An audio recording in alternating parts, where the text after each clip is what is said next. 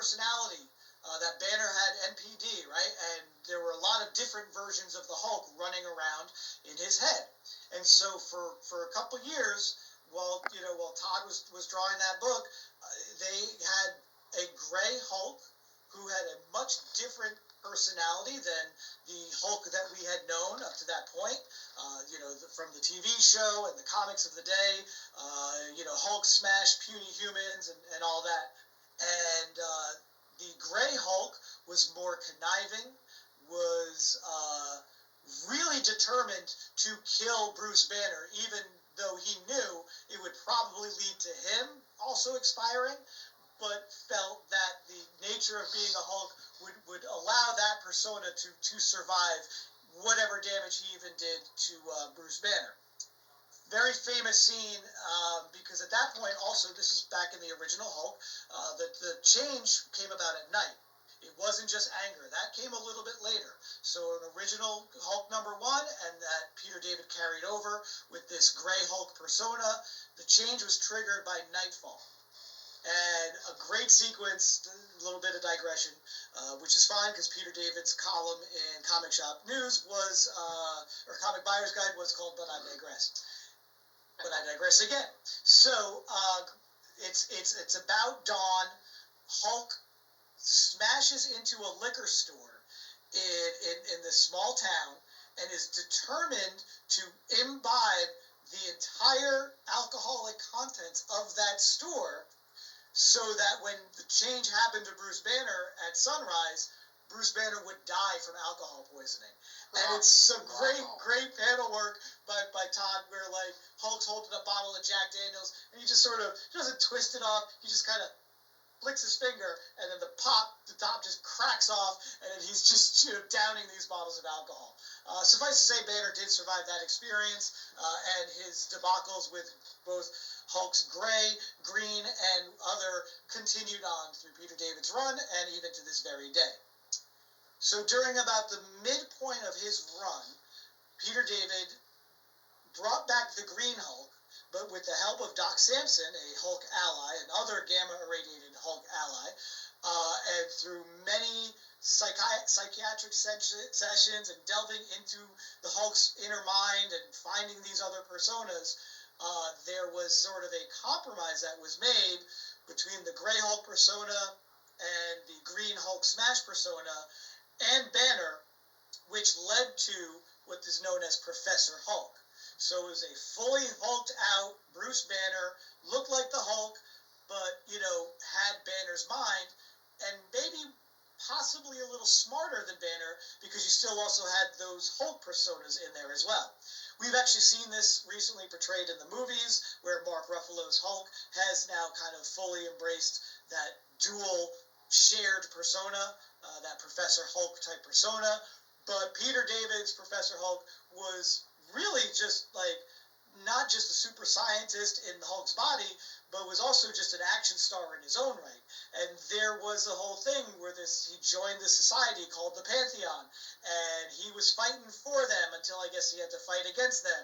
But he was all Rambo'd out, man, because he had like the gun belt, the ammo belt, and the giant gun. So he wasn't just fists, and smashing.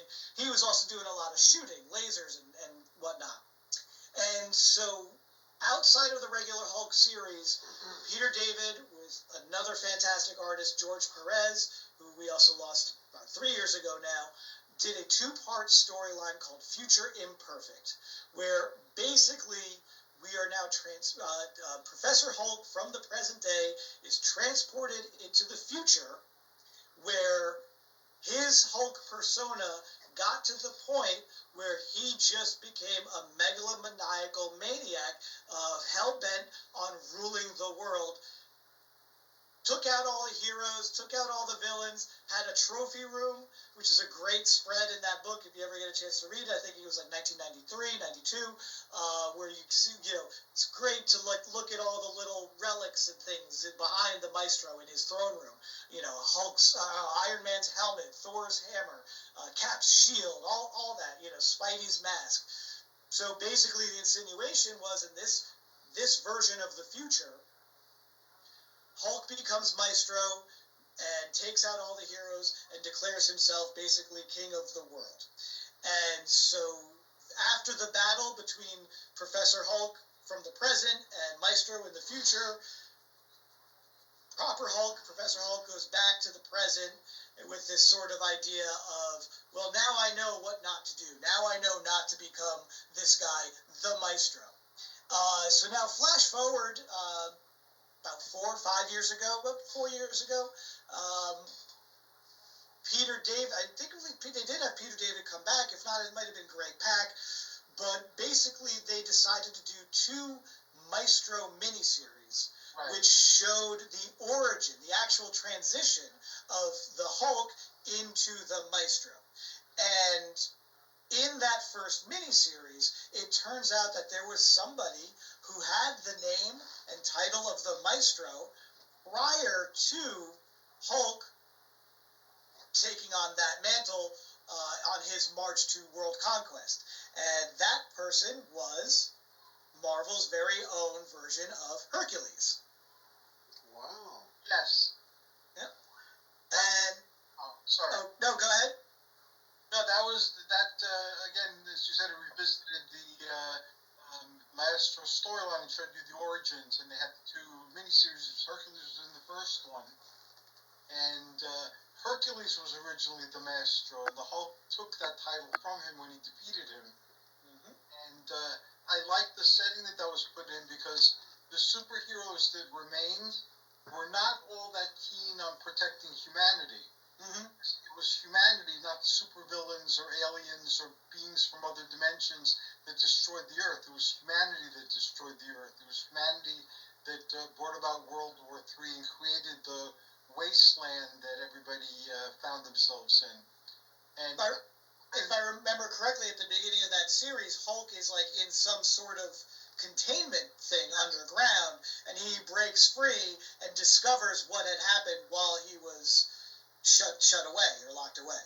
Right, he was having a dream about being with his wife and his children, and everything was happy, but then it started getting glitchy, so I realized that he was in a machine of some sort, and then he came out, and MODOK, who was old and decrepit, had kept him there in stasis, and then he goes out to discover the bigger world, and he finds out about, he travels to different places, and finds out that New York City is now called Dystopia, and that there's a god ruling Dystopia, so he goes there, and in the meanwhile, he meets up with, I think, Machine Man, and with Rick, his old friend, and mm-hmm. There's then a backup story that happens that has somebody related to Thor, because she's worthy enough to pick up Thor's hammer, and that kind of ties into the story later on. But Hercules, too, when the Hulk confronts him with what's he doing, because it seems like he's having lots of sex and ordering people around. And Hercules, too, said that humanity did this. So might as well just enjoy what life has left to give you, and that's what he's doing. And it's neat how Hercules is portrayed in that, because yes, he is the Maestro, he is sort of ruler of this portion of the world, but he's not the Hulk's Maestro. The Hulk's Maestro is very bitter and angry, but this is Marvel's Hercules. He's still boisterous and loves to carouse and have a good time, and sees himself as a benevolent ruler among his subjects. And fighting even is not mean-spirited or vengeful or full of anger. It's the contest, it's the gift that is always given to heroes and villains in the Marvel Universe, a chance to confront me and do honorable combat. Yep. And that as well. And Hulk's having none of it. No. Hulk's having none of it, and he does challenge him, and if I recall correctly, defeats him almost definitively, because I know he doesn't show up in the second miniseries, War in Pax. If I remember correctly, Hercules, he's vaporized. Yes, he defeats the Hulk the first time. Right. And trounces him. So the Hulk goes and he gets this gun, and he gets this, I guess, superhero, supervillain, I don't remember, but she can turn into vapor. So one of the UFOs, yes, yeah. Goes into his nostrils when he comes back, and Hercules greets him, because Hercules offers to feast him when Hulk is defeated, and oh come, let us revel in wine, women, and song, and something to that effect. And the Hulk has none of it. Then he comes back when he's sure he can defeat him, and he brings the woman who's actually vapor as a womanly gift, as a like shapely gift to give to Hercules, and then she turns into vapor and poisons him by being inhaled by him. And there's a character in Greek mythology actually called Nephele, who's like a cloud woman. So I thought it was originally like something like that, but it isn't. It's something similar. But then the Hulk betrays her as well. He freezes her, and he has her pieces broken and buried all over the place so that she can never reconstitute herself. Then he burns Hercules on a pyre, and while he's burning, he comes back, and even though he's flaming like the Human Torch, he says that Hades revived him so he could take his revenge on the Hulk for this betrayal. And that's when the Hulk uses the gun, or somebody that had the gun uses the gun to vaporize Hercules. And then he's not in the second miniseries. I got something to ask. Okay. General Ross, first off, anybody watching this, 2006, I stopped reading comic books because I became a paranormal investigator and just didn't have time for them. But I do love comics, and every once in a while I'll peek at one and read one. How did General Ross become the Red Hulk? In the movies, or I don't know about in the comic books. I'm not a huge Hulk fan. In the movies, In either. he was manipulating the leader, who's a Hulk villain. He has like a big head, and he can think very advanced. And the leader knew he was being manipulated by Ross, who promised him freedom if he helped him advance his career in certain of his objectives. But he didn't believe that Ross would let him go. So he started introducing radioactive substances into the medication that he gave Ross for his heart medicine, I believe. Yeah. So that happened in the release earlier this year. Captain America, he's a brave new bird now, and that follows Sam Wilson now, with the mantle of Cap.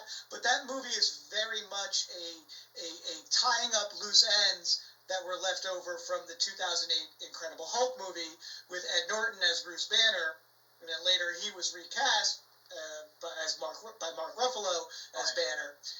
But because really quick, what was going on back in 2008? 2008, there was no Marvel Studios. The first Marvel Studios production was Iron Man, famously with Robert Downey Jr., Jon Favreau directing. But that was made by the new Marvel Studios, but it had a distribution deal with Paramount. And that same year, they had Louis Leterrier as the director. Like I said, Ed Norton as Bruce Banner. They made an Incredible Hulk movie. But the Incredible Hulk distribution rights for live action, are still held by Universal, even to this day. So that movie was released on a distribution deal with Universal. So Iron Man was amazing at the gate. It was lightning in a bottle in a lot of ways, but that created the cash flow basically for Marvel Studios to go and become an autonomous distribution as well as movie making house. So I think the couple movies after that, like Iron Man 2, was still under the Paramount deal. I think even the first Thor movie was under distribution deal. But after that, it was all Marvel Studios. And so one of the reasons why there hasn't been an actual Hulk movie since 2008's Incredible Hulk is because Universal does not want to give up that property, and Marvel doesn't want to pay that very high distribution fee. So Marvel technically can't just up and make a Hulk movie. They They could do a She-Hulk series, right? They could use the Hulk. They could advance his story there. We've seen the Hulk story advance in the Avengers movies, and very famously in Thor Ragnarok, where they kind of did the Planet Hulk movie, right? Where Hulk is a gladiator on an alien world. So so since there was no clear opportunity to do an Incredible Hulk 2, but there were some plot threads left over in that movie. One of which Tim Blake Nelson, who was playing Samuel Stearns, gets, and he's trying to help Hulk, but to his own means, because he wants to kind of capture that gamma radiated blood. And during the Hulk out for the big fight with the Abomination at the end, Sam Stearns gets knocked into some equipment. A vial of the Hulk's blood starts dripping on the open wound in his head, and we start to see the bubble, right? So here we are now, 2025. They're going to finish that. They're going to resolve that cliffhanger. They're going to resolve that loose end.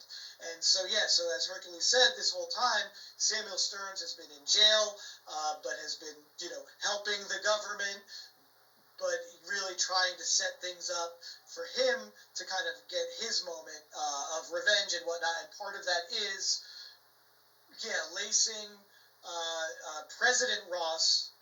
General Ross is now President Ross, recast, played by Harrison Ford, because unfortunately William Hurt, who was General Ross from 2008 until he passed, unfortunately he passed. Now, I thought it would be really funny. As great, I love Harrison Ford. I'll watch him in anything. It's more than a cameo in that movie. He's chewing scenery left and right.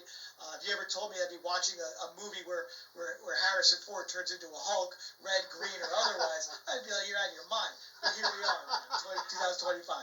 And but I thought it would have been really fun to mess with fans to just recast Ross with Sam Elliott, because Sam Elliott played General Ross in the Ang Lee Hulk movie from 2003. Oh yeah, that's right. Which is like not part of the Marvel continuity.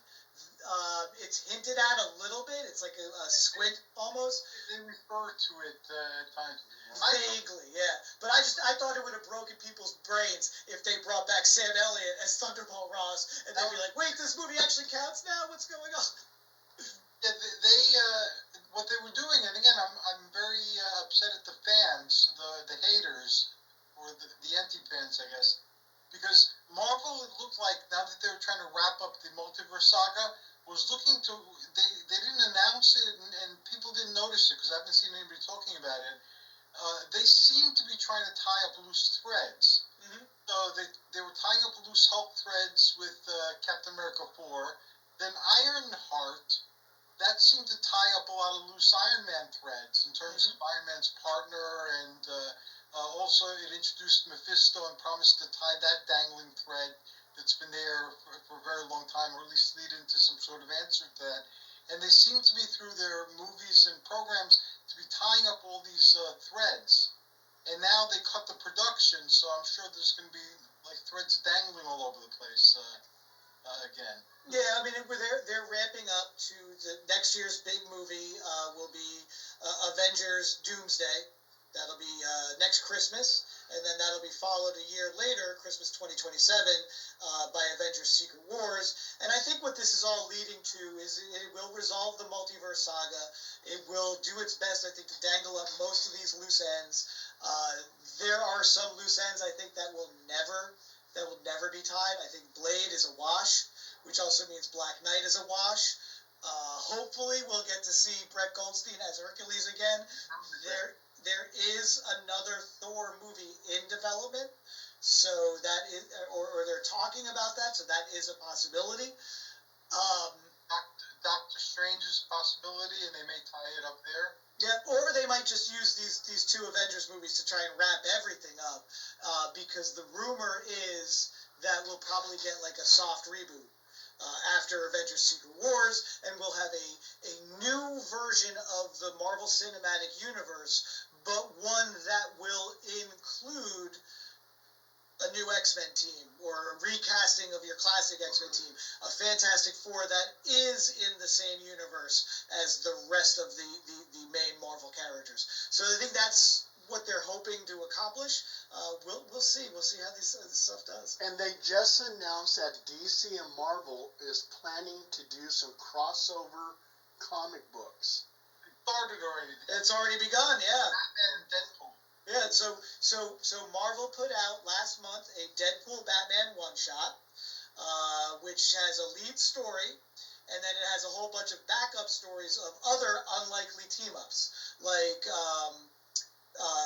Green Arrow and Daredevil, written by Kevin Smith, who has written both of those characters.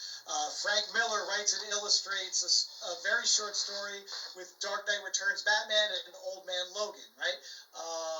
There are a couple other really fun things in there. And so now in November, DC is going to publish a Batman Deadpool one-shot, which will have another lead story with those two characters. That one will be written by Grant Morrison, and then it'll have a whole bunch of backups.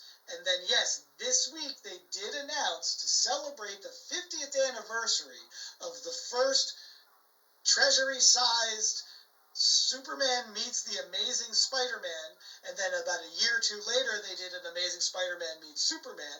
They announced they're going to reprint both of those in their original size, and there's going to be two new Spider-Man Superman team-ups, one published by DC, one published by Marvel. John, I had that. I had the 1975 Superman versus Spider-Man comic book. And then I was looking at the price of it. The 1975 comic books, it sells as high as $190 if it's in good condition. Mm-hmm. Oh yeah. That was monumental because it was the first Titanic team-up, true believer, between the two biggest characters from both companies. And there were live-action projects in the works while that was being developed, but not the first time that Marvel and DC co-published a comic book. You know this, right? Yeah, and also too, do you remember when they had the Superman versus Muhammad Ali comic book? The greatest comic of all time. Yeah. I was 3 years old. My dad came back from one of his road trips, and he gave me the biggest comic I'd ever seen. And, again, I knew Muhammad Ali because of my dad's work. I, of course, knew Superman. I love that comic. I actually have the hardcover reprint from a bunch of years ago in the Treasury size. Had that signed by Neil Adams. Got to talk to Neil about it a little bit. Neil Adams also remember that iconic cover, right? Yeah. Where they're in the ring, and then Neil Adams would draw all these very famous people, celebrities, Sonny and Cher, and everything else. Yeah. Jimmy Carter, right? Yeah, Jimmy Carter. Yeah. And for people that he couldn't quite get the likenesses to, like Fonzie, like he couldn't get the rights, he would just draw Henry Winkler's face and then put a mustache on him. Like John Travolta's face with a mustache. About 10 or 15 years ago, Neil Adams redrew that cover for ESPN magazine. Remember magazines, guys? So ESPN, the sports network, had a magazine, and they did a special 100 greatest athletes of all time, and they had Neil Adams redraw that cover with the 1 and 2, top 2 athletes from the list of 100 in the ring battling it out, and then the rest of the 98 top athletes, Neil Adams drew them watching the fight. And of course, Ali is in that ring, right? And instead of Superman, it's another guy who could fly, Michael Jordan. Wow. And when I had seen Neil Adams at one of the New York Comic Cons I got to go to, he had a print of that, and I asked him to sign it. I wanted to give it to my dad, and I said, my father is Phil Pepe, and Neil's eyes blew up. He's like, Phil Pepe? He goes, your dad's a legend. and so for me to have somebody I consider a legend telling me that my dad was a legend, and my dad remembered the comic, but he wasn't a big comic guy. But when I told him that, this guy who's a legend in his field is calling you a legend in your field, that really made my dad feel good. And when I gave him that print. Funny thing about Neil Adams, when he was still with us and signing, I remember asking him, can you sign it to John Pepe, or can you sign this to Phil Pepe? And he goes, no, I'm not going to do that. He's like, well, why? And he goes, because you know your last name. Your dad knows his last name. And I found that really funny, because here I am trying to assure him, I'm not going to resell this. I want this to be personal to me, right, or personal to my dad. But yeah, he would refuse to put the last name. The other thing, when I had him sign the hardcover reprint of the Superman Muhammad Ali, I said, I want you to sign what you think is the best page, because there's like the page where they're shaking hands, right, or where Superman is beaten up by Muhammad Ali on the stretcher. Like, those are great pages. He goes, I'm signing the cover. The cover is my absolute favorite thing about this comic. I was like, all right, cool. But big digression there. But yeah, the very first co-publication between Marvel and DC was an adaptation, a comic adaptation in that Treasury format of Wizard of Oz. I remember that too. I had all these. I might still have them in a box somewhere, but I don't think so. I haven't seen I hope they survived the flood. Yeah. All right, so we spent the first half of the show talking about Marvel and shifting into DC Marvel crossovers. Now we'll go the other foot, put it in the DC universe, and start with DC's non-roguish Hercules. So, John, you want to talk about that, or Paul, do you want to talk about that? Well, there's a couple of things I want to talk about that. I remember, if I remember right, in DC Comics, the DC Universe, in Earth 1, Hercules wore a wolf skin, and he was against the Amazon women, if I remember right. And also, too, I remember with DC, they had Hercules with blonde hair, they had him with black hair, and they also, too, and I recall, red hair.